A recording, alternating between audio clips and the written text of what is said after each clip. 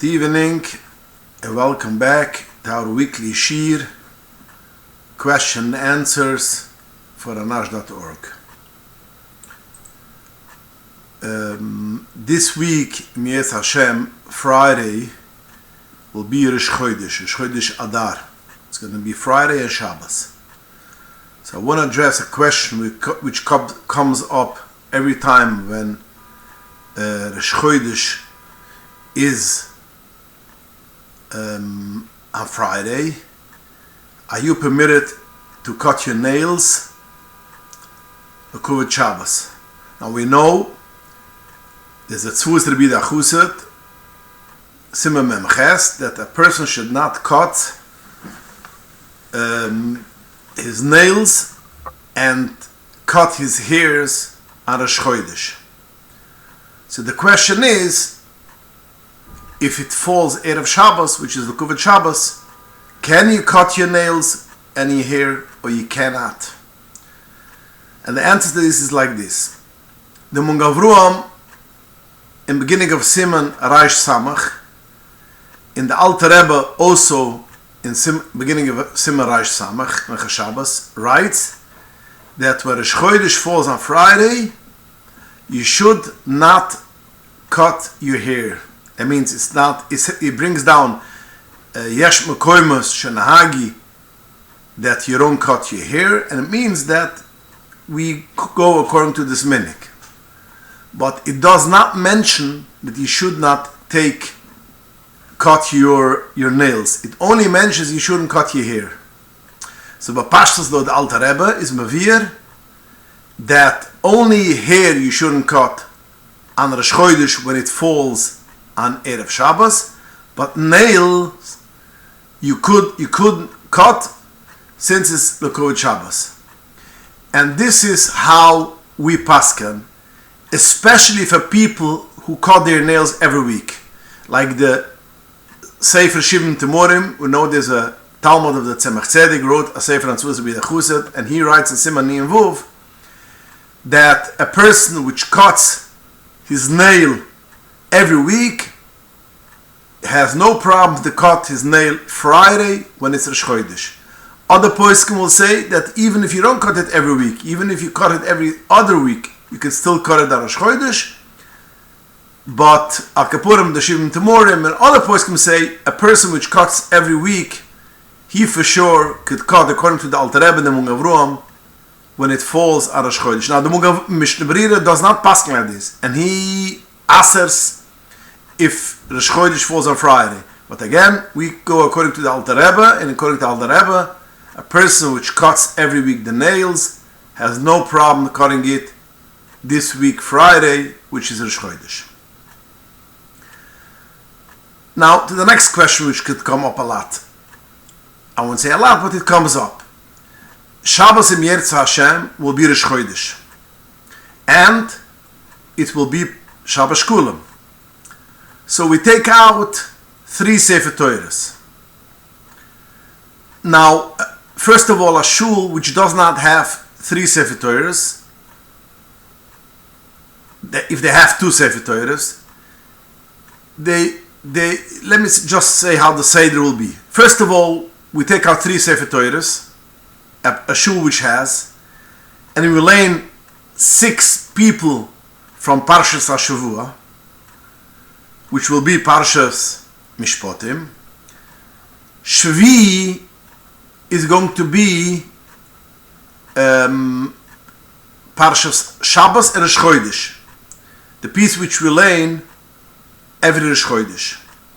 Third Sefer Torah, which we take out, will be to learn Parshas Kulam. The Haftorah is going to be from Parshas Kulam, and you add on a posik, first posik and the last posik of the Haftorahs of Rosh Chodesh. Now a shul which has only 2 Sefer Torahs, they learn in the first Sefer Torah, then they learn the second Sefer Torah, Shabbos Rosh Chodesh. In the meantime that you learn Shabbos Rosh Chodesh, you should roll the first Sefer Torah to Parsha Shkulim, and you learn in the first Sefer Torah again, Parsha Shkulim.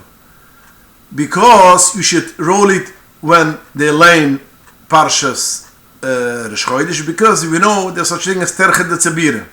Your own, if you could avoid rolling it while people have to wait, you do it and you don't make people wait. Now, the question will be, which happens, a person took a shul which has 3 Sefer Torahs. So, by mistake, they opened up the Sefer Torah which you have to learn for Shabbos Kulam, and they opened it, and after learning Parshas HaShavua, instead of learning Shabbos Rosh Chodesh, they started learning Shabbos Kulam. So what do you do then? Then you finish, and you take the other Sefer Torah, which should be number 2, and you learn Shabbos Rosh Chodesh after you learn Shkulim. That means, even though usually it goes Parshas HaShavua, Shabbos Rosh Chodesh, and then you go to Parshas Shkulim, if by mistake you changed the Seder, and after Parshas HaShavua you started learning already, after the Brochas, you started learning Shabbos Shkulim, you should finish the which you learn for Shkulim, and you take the second Sefer Torah, the third Sefer Torah, and you learn Rosh Chodesh. But what are you going to do about the Haftorah? Do you learn the Haftorah of Shkulim, or you learn the Haftorah which you just finished? Now the Shara Ephraim and the Mishnah Berurah, Siman Tuf Resh Pai Hai, Sivkuten Hai, Chivas Noide Behide, Tanin Simid Aleph writes that in such a case that you learn first Shkulim and then Shabbos Rosh Chodesh, the Haftorah should be Hashemayim Kisi, which is the Haftorah for Shabbos Rosh Chodesh, because you have to learn the Haftorah on the Parsha which you learned the last. And since over here we changed the Sefer Torah and we learned last Shabbos Rosh Chodesh, you should basically learn the Haftorah also for Shabbos Rosh Chodesh. Now, not all the poskim agree with it. Some poskim say you should still learn Shkolim, but this is the Askumas HaPoskim, that you should learn the Haftorah from Shabbos Rosh Chodesh. Next question. Last week we spoke about not eating before going to the Ohel, and one of the questions was, what is if I go at night and I didn't eat from the shkia, is that okay? And I mentioned I didn't see any makor for such a hanuga that should be acceptable. So somebody wrote in today, this week, that he went shortly after Gimel Tamas, he went to the Ohel with Rabbi Yoel Khan, the Rebbe's Chayzer, and they were discussing how Anash started to go to the Ohel at night. And Rabbi Yoel asked a simple question: if you go at night, what do you do about not eating? That means you fast all day? So we see at least that Bapashtas, he took it for granted that even if you go at night, you still have to fast and not eat all day. So again, going back to the question, we see at least that Rabbi Yoel holds also that not eating from the shkia is not enough. Another follow-up, a reference to saying Tillim at night. So the question was, what about if you started by the day, and in the middle of saying Tillim, it became the Tzesek Chuvim? And the answer is there's no difference. If you don't say Tillim and the Tzesek Chuvim, so even if you started beforehand, when it comes to Tzesek Chuvim, you should stop. Next question. If one benches licht on the table, and is there any way to move the tray later to put on a fresh tablecloth? From what I understand, to put on a sefer on the tray is meaningless, because the leichter tray is designated a bosses for the candles. Is that so? Now, it's not that pashut. No.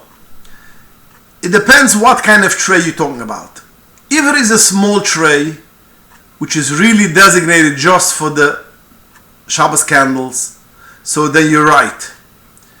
And since it's made only for the candles, it's designated for the candles, so it becomes a bosses for the candles, and you cannot move it even if you put a sefer. But if you have a silver tray, which is the bigger tray, and a lot of trays is like this, the bigger trays, and over there you have the candles, you have where you put the matches, and over there people, it is made, that tray is made, people put on top also a sefer. If he doesn't want, it should be on the place, on the table, which is chomasdik, and he wants to keep his svarim clean, he will put it on top of that tray because there's place for other things. Or he uses the tray for other things too. People use the tray for other things. If they decorate for a simcha, they'll put it in the middle to put on the glasses, the cups, if they could use it for a pidyon ben. Such a tray, Reb Shlomo Zalman holds that it is not, does not get a bosses for the lachter, and therefore, if you put on a sefer, since it's not designated only for the lachter, of course, every Shabbos usually you use it for the lachter, but you could also use it for a sefer or for something else, and people do use it for something else. It will be fine to move it if you have even once it doesn't burn anymore. So then you can still use it. Now, not everybody agrees with Reb Shlomo Zalman. I think the Rebbe Yashav doesn't agree, but at least Reb Shlomo Zalman holds that you could use it because it's not dedicated only for the lachter. In Mamukum HaTzoyrech, you could use it. You could use this heter. But if it's a small tray which is made dedicated only for the candles, you are right that putting on a cipher somehow it won't help. It should not become a bosses. Question: sprouted grain is dried by heat, but it remains flour. The question is there a chashash of Pas Akum? And the answer is yes. We mentioned it already, but the previous shirim, sprouted grain has the halacha of regular grain. It is regular flour, and if you bake it, if a non-Jew bakes it, it's Pas Akum. And it has to be Pas Yisroel. So it's like regular bread, and there's no different if it's sprouted or not. Question: a rabbi opened the shul in a Bes Medrash, opened the shul in a 3-story home that he rents from other Yid. He lives on top floor, and the middle floor he opened a Bes Medrash, a shul. The lease ends in September. The rent was always paid promptly. Can the Jewish landlord is planning to sell this property to another Yid? Can the rabbi have the right not to be evicted since he has a shul in the property? He certainly will pay rent on time, but since he has a shul, maybe you cannot evict him. And the answer to this question is no, he has no right at all. He rented this place with the lease. Once the lease is over, the balabos has the right to do anything. And if he sells it, he could evict this tenant. Kemiven, he has to evict him according to Halacha, according to Choshe Mishpat, how much time he has to give for someone else. But it is not a sibba not to evict. It's not a reason not to evict a person because he opened the shul. I assume the question will also be, so if he closes a shul, if there is a problem of closing a shul. But this, we know already, the Achronim, that in a town which there's a lot of shuls, and if you don't have this shul, you can go down to other shul. it is not a problem. And that rabbi who rented this apartment and made a shul over there should rent another apartment and made a shul there. But he has no right to say that since I have a shul here, you cannot evict me. Next question. Can I wear earmuffs on Shabbos, or is it the same as gloves? No, it's not the same as gloves. You could wear, and people wear it every Shabbos or winter. It's a baguette, you could wear it. Gloves, we have a problem, because when you give Shalom Aleichem for a friend, you're going to take it off.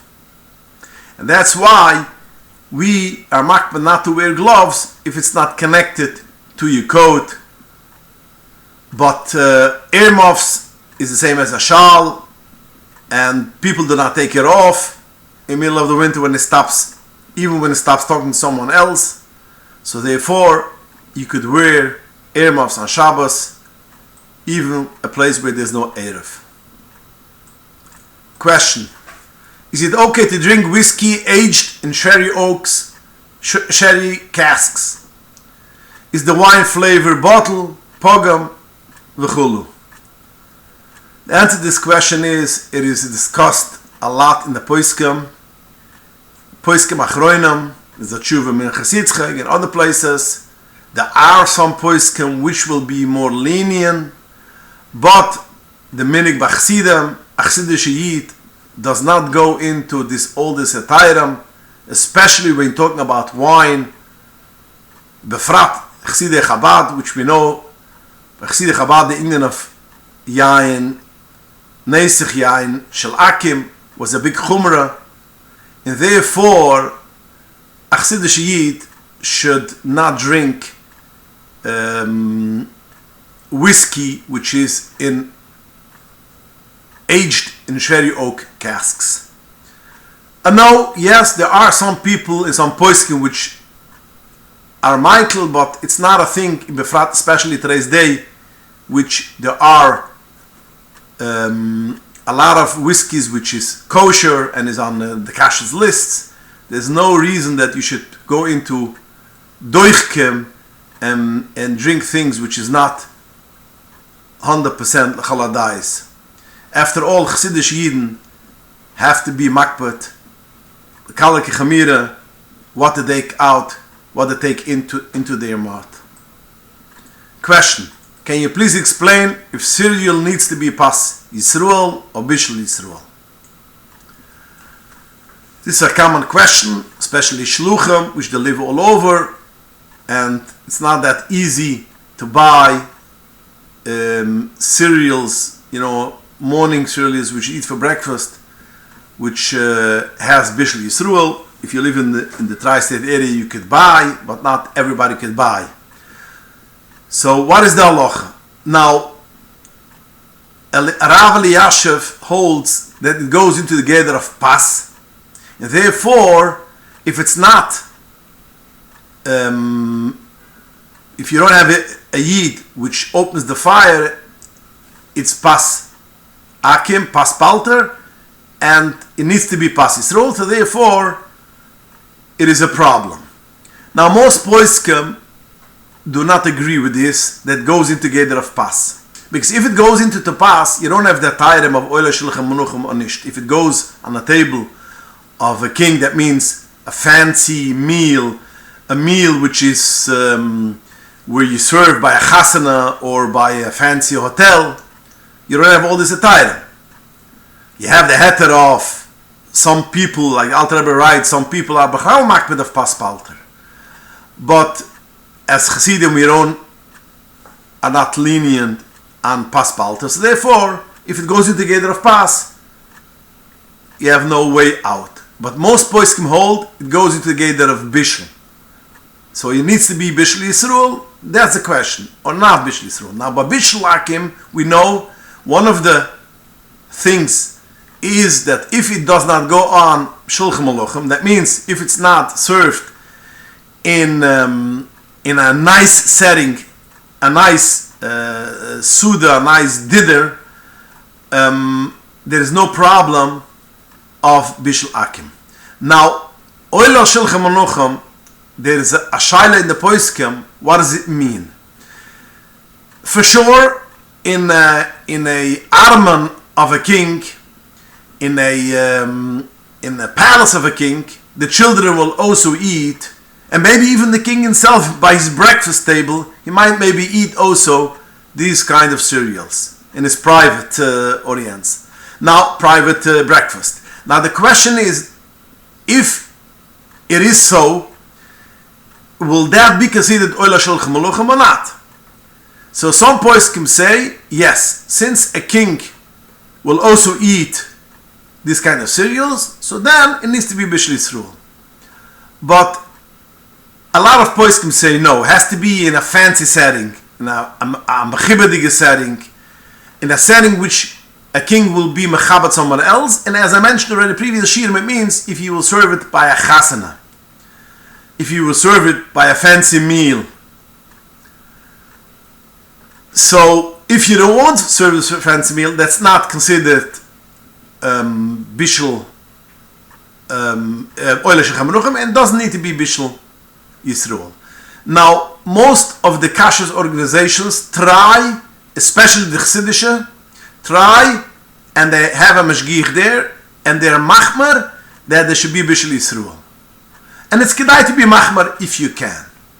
But in a shliach, which is somewhere in a place which he has a Costco or he has a ShopRite, and he could buy Cheerios from without Chassidische hechsher, there is place to be Michael and be lenient to use it. If you live in a place where you have with a hechsher, which is Bishul Yisroel, of course you should aim to buy that one. But if you live in a place which you don't have these things, you could be Michael that it's not a thing which you need Bishul Yisroel, it's not Ohel Shel Meluchim, and you could eat it even though it is just with a hechsher without Bishul Yisroel. Okay, we're going to stop here, and please join us next week, and please send in your questions to inbox@Anash.org. Good night, and have a wonderful week.